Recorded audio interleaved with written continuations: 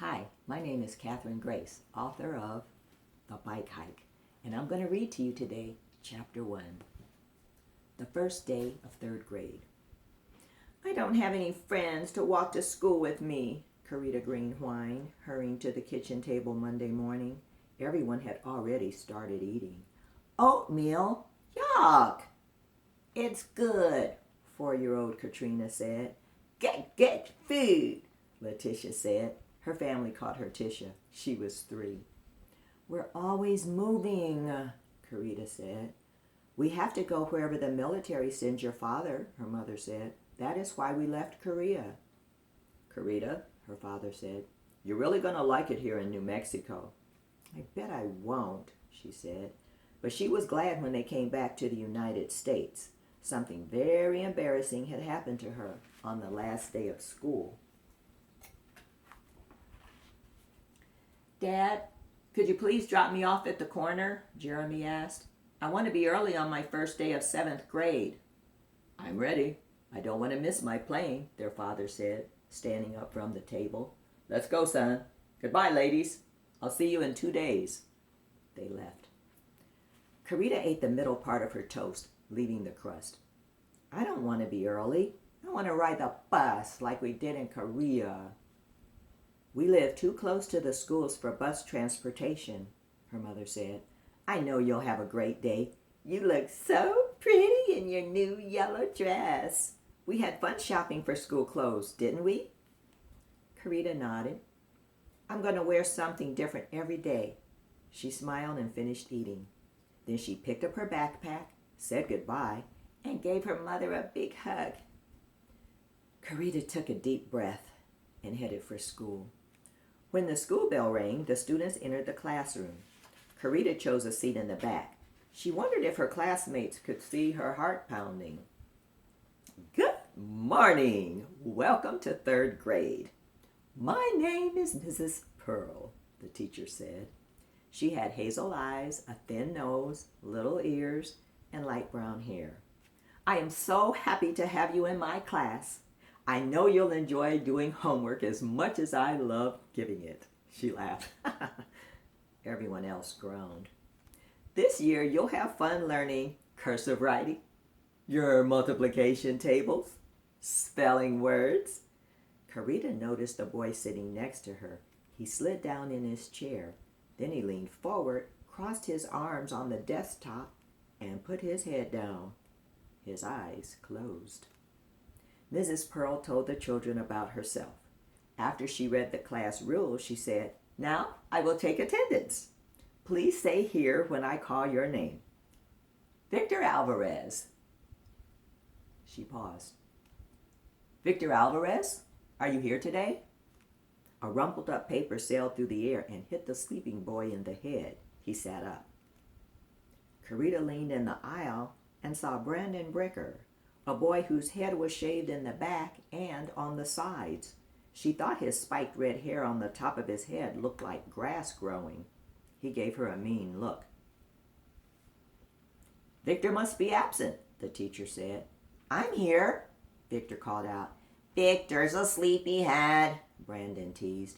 Victor said, Mind your own beeswax, you big. That's enough, Mrs. Pearl warned. Are you Victor? Yup, Victor said. Mrs. Pearl looked down at her attendance list. Brandon Bricker?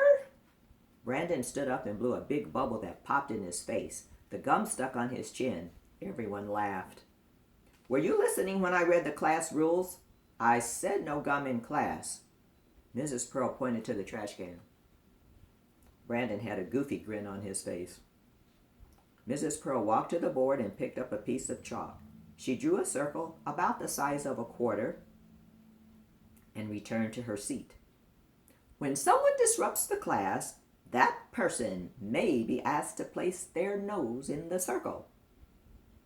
Brandon stopped grinning. He walked over to the trash can and threw his gum away. Yolanda Donaldson? The teacher called.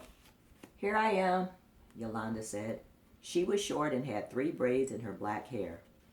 Karita Green? Here, Karita said. She did not look up. Does your name sound like Rita at the end? Karita nodded and played with the lid on her new box of crayons. Mrs. Pearl called each name. Then she said, "Every morning we will begin by saying the Pledge of Allegiance.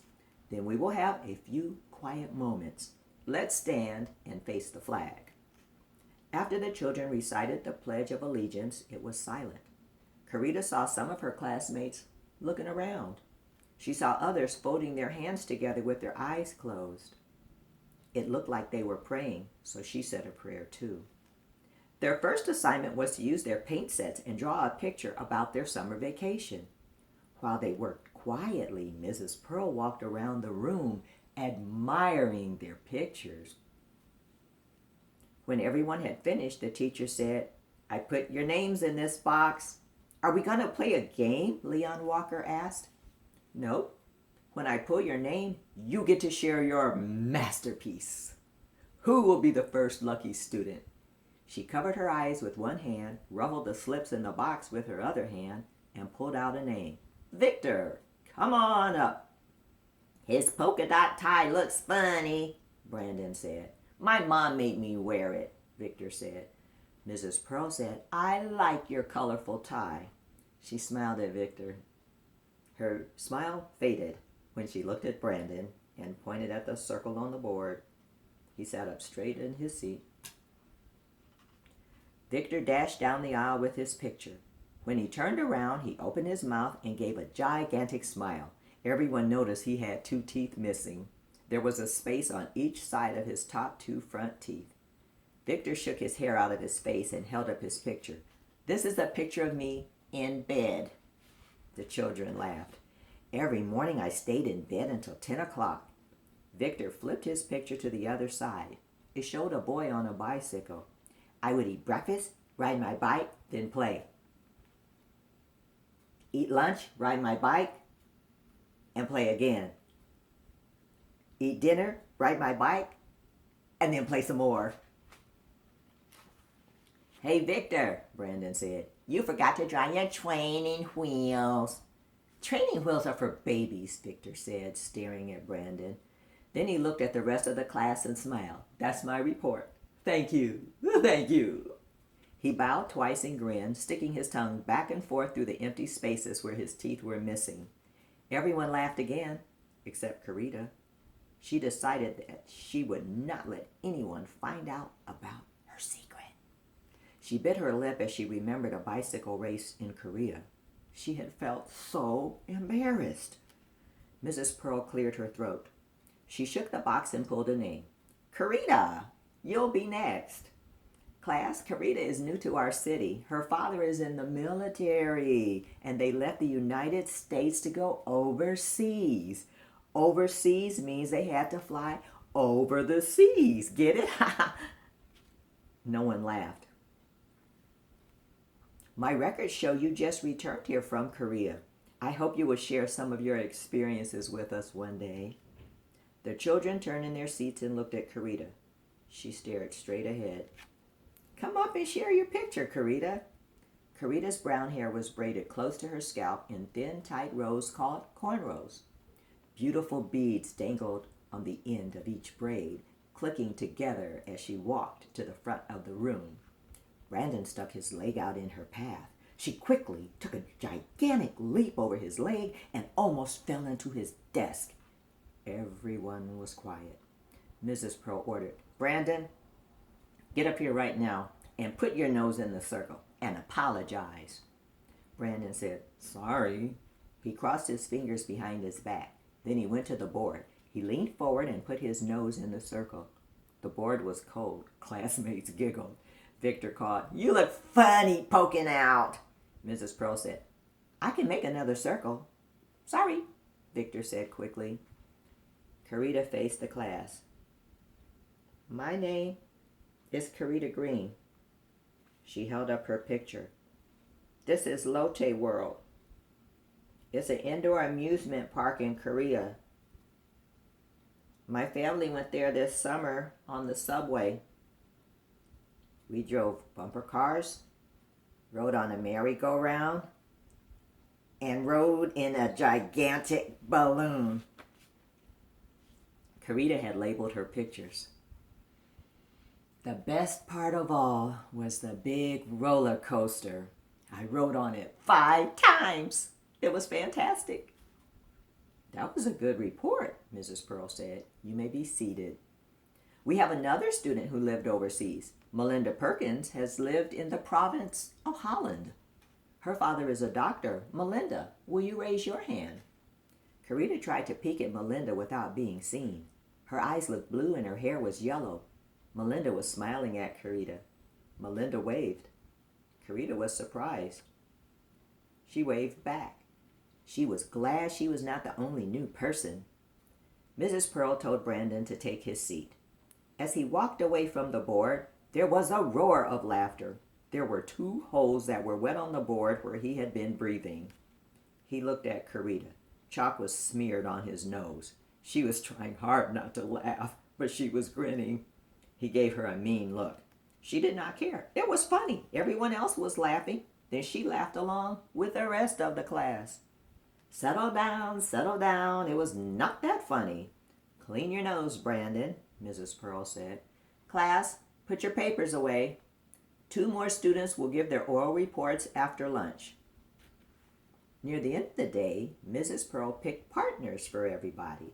Yolanda was Karita's partner. They talked. Both girls were 8, liked to jump rope, and loved chocolate ice cream. Yolanda told her about a club. She would ask the other members if Karita could join. They exchanged telephone numbers and promised to call each other soon. After school, Karita skipped down the street. Other kids in the neighborhood were going home too. She realized moving to a new school was not so bad. Did she make a new friend? That is the end of chapter 1. I will be reading the entire book, but if you want to purchase a book, check out the website. I'm going to start chapter 2 for a teaser. The new club. Don't pull my hair, a girl with glasses said. Who took my lunch? Brandon asked. Everybody sit down, Victor whispered loudly. He entered the room and ran to his seat. Here comes the teacher. The children scrambled to their seats. Mrs. Pearl entered the classroom. My goodness, it's the second day of school and everyone is sitting so quietly. You are such a good class. Some students snickered. And that's a teaser for chapter 2.